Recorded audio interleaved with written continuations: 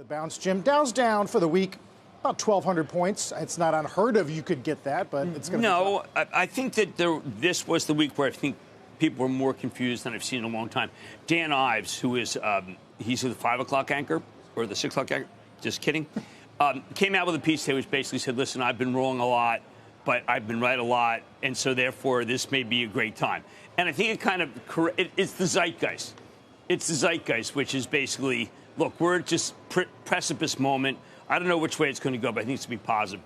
And I think there are a lot of people who feel we're at this precipice moment. I don't think it's going to where it's going to go. I think it's going to be negative. And the chasm, dichotomy between those who think it's going to be good and those who be bad is the deepest I've seen since 2007. Yeah.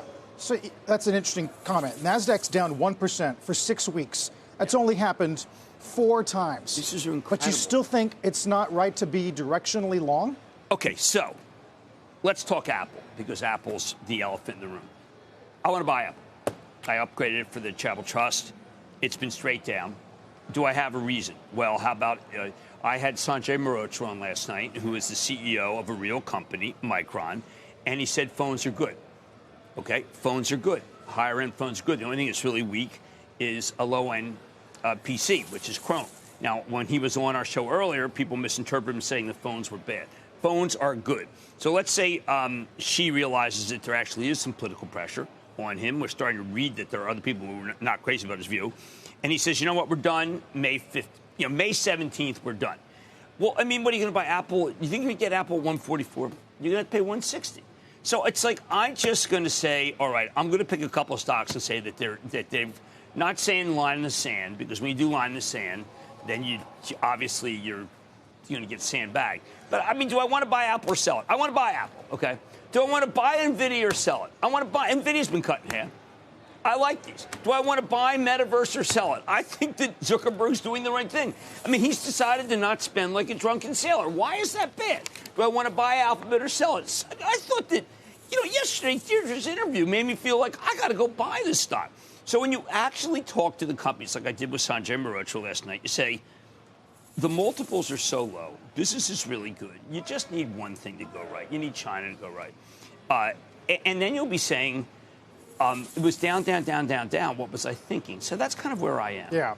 You did tweet, you need certain things to go right in China, certain things to go right in Russia. Right. You don't need them all at once. You don't need all of them at all. No, you don't. You just need, look, Russia, we're winning the war. Ukraine is us now. I mean, we changed it. It's like Lend-Lease. It's Britain. Anybody who thinks that we're not winning is not looking at any of the casualty reports or watching these incredible satellite images. And I really think that yesterday the most important thing that happened was that Finland, which had been defeated by Russia in 1945, decided to come out to be in NATO. Now Sweden's NATO. I mean, if everybody's NATO except for Russia, it's not good to be Russia. And by the way, China's backing away from Russia. So you've got a point where a man who obviously is out of his mind, a 70-year-old man who has lost his consciousness, who won in Chechnya in 2000, think he's going to do it again, clearly incorrect in everything he's done. You've got real leaders in China that are now coming out that you didn't even know they were real leaders saying, you know what, maybe this policy is no good. And you want to stay short Apple? You want to be out of Apple? I mean, is that right? I don't know. I mean, is Apple having a good quarter? No. How many times have I said you have to stick with Apple when it's had a bad quarter? Well, ever since my daughter had a blue and a pink iPod, I've been long it. Yeah. Okay, so I'm not backing away. Now, you look at, if you take a look at a chart right now, we put up a chart right now of Nvidia. It's the worst chart I've seen. Honestly, it's so horrible that I want to buy it. Because it's like, I look at it and say, okay, that's it. That chart is horrible. Sell Nvidia. But wait a second. It's cut in half. They're actually doing a lot of good things in the omniverse. When I deal with Zuckerberg's people, they're actually doing well. It sells at 16 times earnings. What am I waiting for, Carl? Am I waiting for the world to end to be a buyer? So I'm just saying I see some stocks that I really like. Right. And it's not Amazon. I mean, I had a really good talk to people that are close to Amazon yesterday. And they're saying, listen, Amazon's gotten it better. Don't write them off. And I was thinking, what a conversation to have. Don't write off Amazon.